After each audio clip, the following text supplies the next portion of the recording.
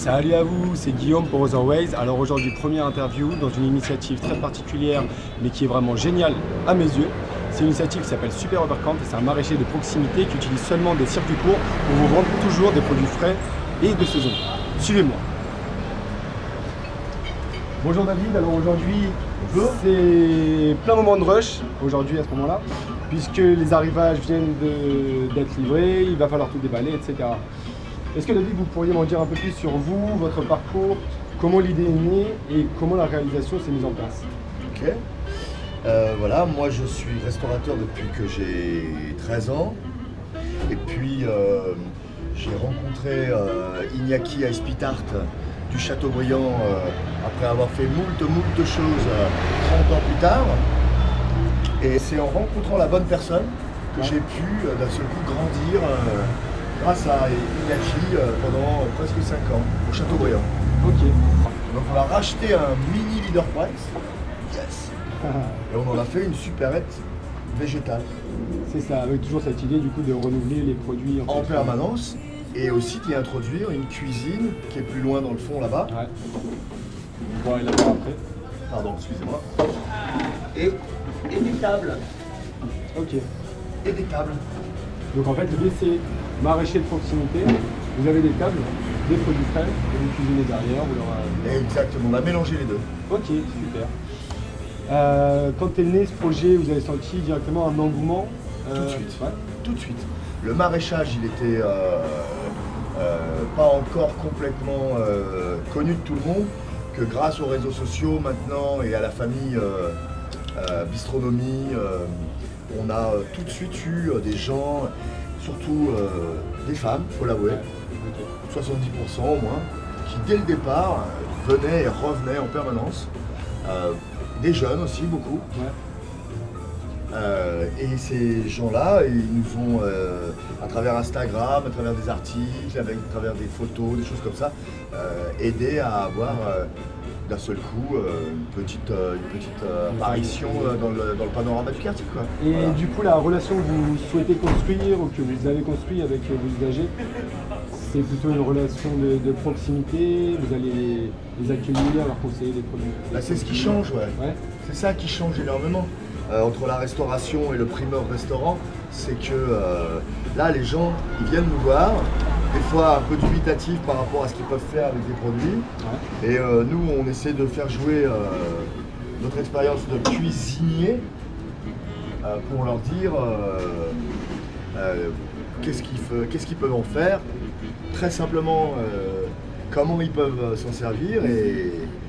Okay. Et le plaisir, il est qu'ils vont chez eux, ils font ce qu'ils peuvent et reviennent nous voir en nous disant bon, j'ai essayé, ça a marché ou pas trop bien marché, c'était super, du coup cette semaine, qu'est-ce que je peux goûter? Et du coup, par rapport à vos produits, si vous pouvez m'en dire plus, donc quel type de produits? Donc c'est surtout des produits frais, mais vous avez également des produits transformés. Ouais. C'est ce que je vois. Quels sont un peu vos fournisseurs? Comment ça marche? Nous, on travaille avec le même producteur italien qui s'appelle Valdemar Barrera, qui a repris la succession de Joël Thibault à Carrière pour 70% de notre végétal qui vient d'Île-de-France. Ok. Et puis après, à travers d'autres personnes qu'on a rencontrées via la restauration et via le petit restaurant d'à côté qui est à nous, qui s'appelle Aux Deux Amis. Les pommes de terre de Normandie de Monsieur Leverdier, la Pompadour, la Roseval, la Corne de Gâte,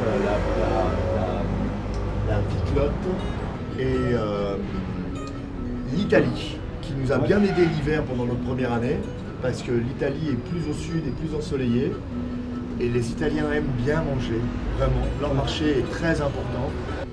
Quand il n'y avait plus de salade parisienne en Ile-de-France, c'était chouette d'avoir la Rosa di Navona, qui est une salade rose comme une fleur. C'était chouette d'avoir la Castelfranco, qui est toute jaune.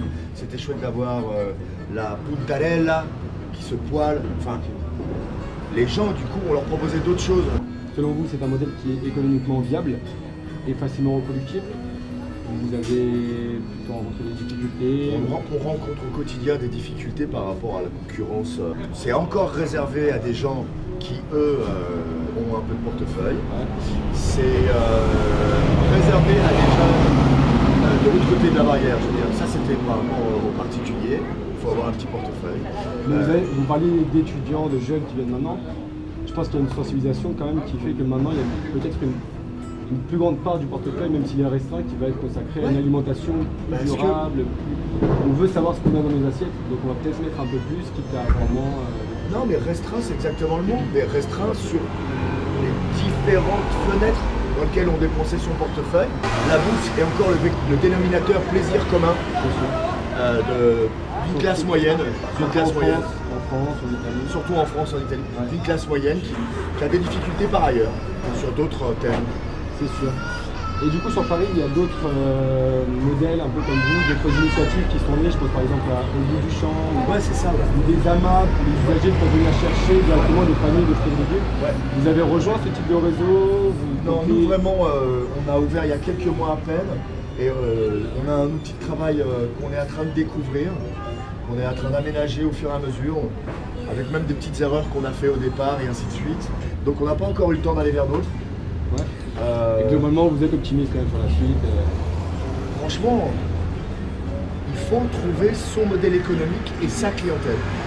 Nous, on est dans le modèle légumes restauration, sous vide. On s'est penché sur le côté végétal de la supérette. Il n'y a pas de boîte de sardines, il n'y a pas de jambon à la coupe, il n'y a pas de saucisson à vendre. Par contre, on essaye de vendre certains alcools issus du végétal. Ouais, j'ai vu ça. Le gin, c'est une centaine de plantes. Le vermouth, ce sont que des infusions et des macérations de fruits, d'agrumes et d'herbes. Le saké, c'est du riz. Donc on s'est dit, végétal, sous toutes ses formes, grâce à notre antenne restaurateur, dans une supérette de quartier. Ok.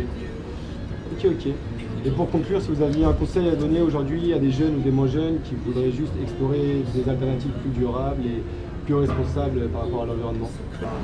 Quelle que soit l'idée, comprenant une part d'utopie ou une part de politique ou une part d'engagement social ou uniquement du commerce, il n'y a qu'en mettant les doigts dedans que ça peut changer. Le discours, il est important, mais pour que ça soit l'étincelle d'un truc. Il n'y a qu'en faisant. Moi, je suis dans le faire. Je pense que c'est faire. Mais alors faire doucement pour aller après affiner, puis peut-être devenir un artisan du faire, c'est-à-dire proposer une petite chose pour peut-être la voir grandir, c'est le bon sens, il ne faut pas être trop prétentieux, mais c'est surtout faire. Même très peu, mais faire. Voilà le conseil que je donnerais. Ok, super, on vous laisse retourner à votre activité. Ouais. On va faire un petit tour. Avec plaisir, on met toutes les petites images et bon courage pour votre... Merci beaucoup.